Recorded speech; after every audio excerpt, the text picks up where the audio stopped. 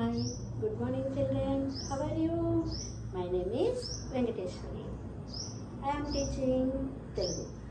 Today I am going to introduce సంయుక్తాక్షర పదములు.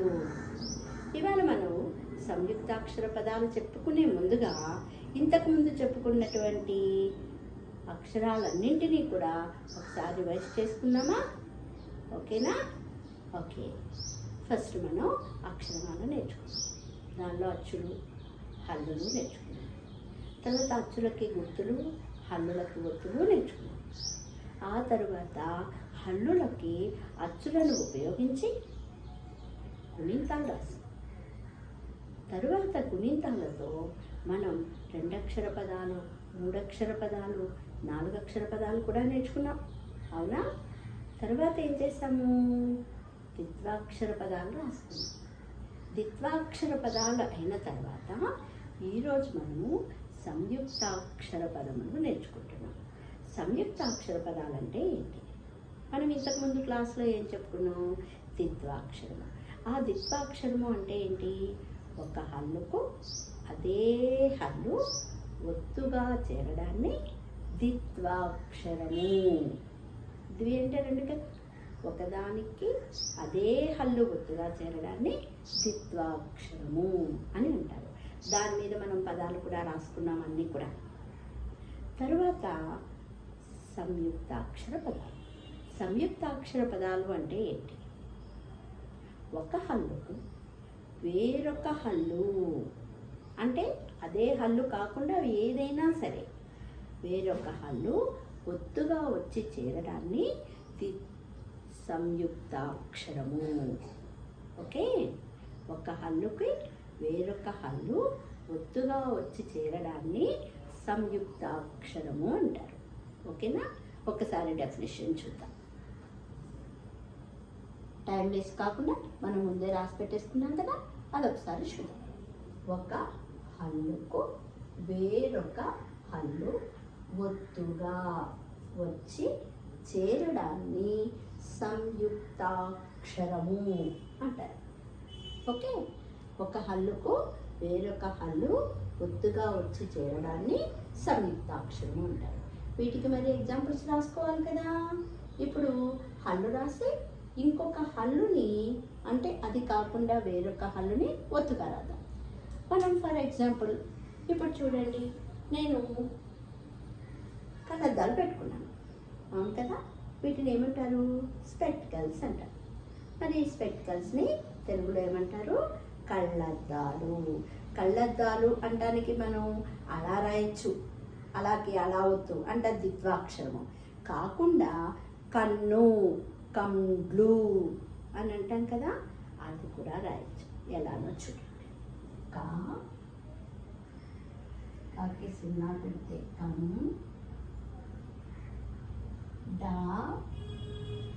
డాకి డా. ఈ డా అనేటటువంటిది ఒక హల్లు. దీనికి వేరొక హల్లు ఏది వచ్చింది? ఒత్తుగా లావత్తు వచ్చింది. కాబట్టి కండ్ల దాలు.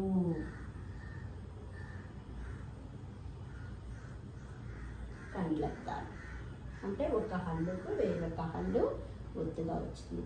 అలానే క్రొత్తదనం. క్రొత్తని ఏమంటారు? నవ్య. మనం పేర్లలో కూడా ఉంటాయి కదా, నవ్య, దివ్య, ఇలాంటి పేర్లు ఉంటాయి కదా, అలా నవ. నవ అంటే కొత్త. ఇప్పుడు నవకి యావత్తు పెడుతున్నా. నవ్య అంటే ఒక హల్లుకి వేరొక హల్లు ఒత్తుగా చేరిందన్నమాట. Next umbrella. అంబ్రెల్లాని ఏమంటాం? ఛత్రి. హిందీలో అంటూ ఉంటారు కదా, అదే. తెలుగులో అయితే గొడుగు అంటాం. ఆ గొడుగునే మనం ఛత్రి అని కూడా రాయొచ్చు.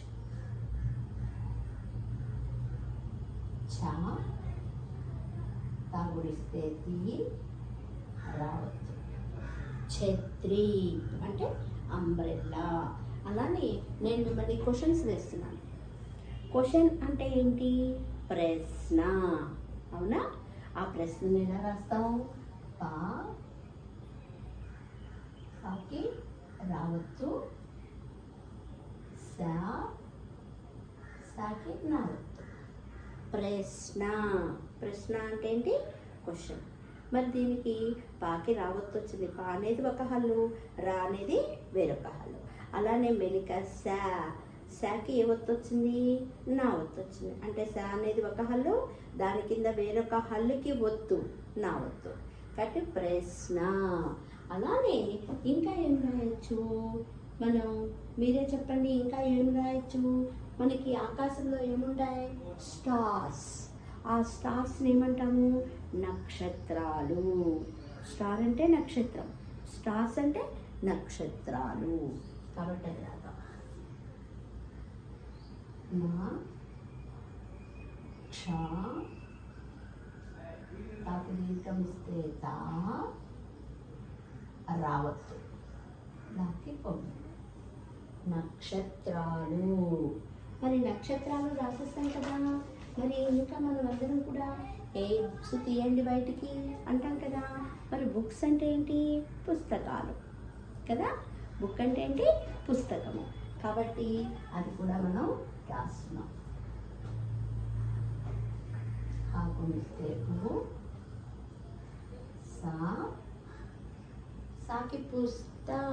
పుస్త అన్నప్పుడు ఏ ఒత్తు పలుకుతుంది? తా ఒత్తు పలుకుతుంది. తా. కాకి సున్నా పెడితే కమ్.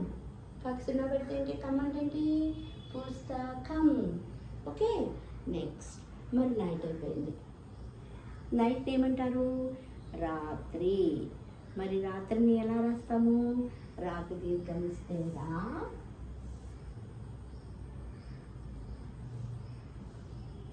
తాగుడిస్తే తీ, రాతి.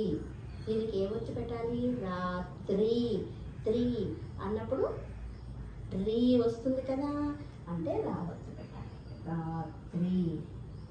ఇప్పుడు దీంట్లో చూడండి, దాకి లావత్తు వచ్చింది, అంటే ఒక హల్లుకి వేరొక హల్లు. అలానే వాకి యావత్తు వచ్చింది, ఒక హల్లుకి వేరొక హల్లు. అలానే తాగుడిస్తే తీకి రావత్తు, అంటే తీ అనేటటువంటి దానికి రా అనేటటువంటి హల్లు యొక్క ఒత్తు వచ్చింది. అలానే దీనిలో రెండు ఒత్తులు వచ్చినాయి. పాకి రావత్తు, శాకి నావత్తు. అలానే తాకి దీర్ఘము రావత్తు, అలానే సాకి తావత్తు, తీకి రావత్తు. ఇవన్నీ కూడా సంయుక్తాక్షర పదాలు. అలానే ఇప్పుడు ఒకసారి వెళ్ళి ప్రొనౌన్సియేట్ చేద్దాం. కండ్లద్దాలు. కాల్సిన వెళ్తే కమ్, దాకి లావర్తిస్తే దా, దాకి దీర్ఘం ఇస్తే దా, దాకి దావత్తిస్తే దా, లాకొమిస్తే లు. కండ్లద్దాలు. అలానే నా, వాకి యావత్తు. నవ్య. చ, తాగుడిస్తే తి, రావత్తు. ఛత్రి. పాకి రావత్తిస్తే ప్ర, సాకి నావత్తిస్తే స్న, ప్రశ్న. నా, క్ష, తాకి దీర్ఘం ఇస్తే తా, తాకి రావత్తిస్తే త్రా, లాకుమిస్తే లు. నక్షత్రాలు. కాకుమిస్తే పూ, సా, తావత్తిస్తే పుస్తా, కాకి సున్నా పెడితే కం, పుస్తకం. రాకు దీర్ఘం ఇస్తే రా, తాగుడిస్తే తీ, రావత్తిస్తే త్రీ, రాత్రి. ఓకే. ఇప్పుడు ఇలానే మీరేం చేయాలి? ఇంకొక 5 రాయొచ్చు. దానికి ఏ ఒత్తిస్తారో కూడా మీరు పెట్టండి. అలానే ఫర్ ఎగ్జాంపుల్ ఇంకా కొన్ని, మనం దివ్య అన్నాం. దివ్య కాకుండా పద్మ అన్నాను అనుకోండి, అప్పుడు ఏ ఒత్తు వస్తుంది? మీరు చెప్పండి, ఏ ఒత్తు వస్తుంది? పద్మ. మా అంటే మా ఒత్తు వస్తుంది కదా, అది కూడా రాయొచ్చు. పద్మ. అలానే దుర్గా. దాకమిస్తే దు, రా, దురా. గా అన్నాను కదా, అంటే దుర్గాలో ఏ ఒత్తు పెట్టాలి? అప్పుడు గా ఒత్తు పెట్టాలి. Okay, right. దుర్గా. అలానే మీరు ఇప్పుడు 10th వరకు మీరు ఆలోచన చేయండి, మీరు కల్పన చేయండి. కల్పన. కల్పన చేయండి అనగానే ఏమొస్తుంది? కల్పన. దాకి కల్ప. కల్ప అంటే ఏమొచ్చి పలుకుతుంది? కల్పన. ఓకే. ఇప్పుడు ఇక్కడ రాశాయి కదా, ఇవాళ మీరు ఏం చేస్తారు, ఆ సంయుక్తాక్షర పదాల మీద ఇంకొక 5 మీరు ఎక్సర్సైజ్ చేయాలి. ఓకే, ఇంకొక 5 మీరు రాయండి.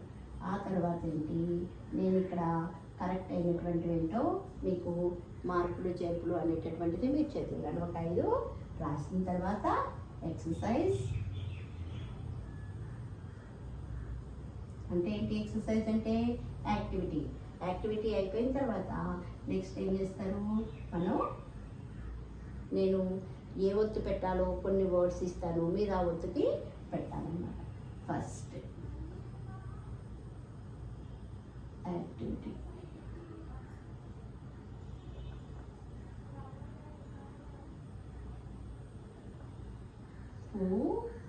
పుస్తకం, పుస్తకం ఏ ఒత్తు పెడతారో ఇక్కడ మీరు రాయాలి.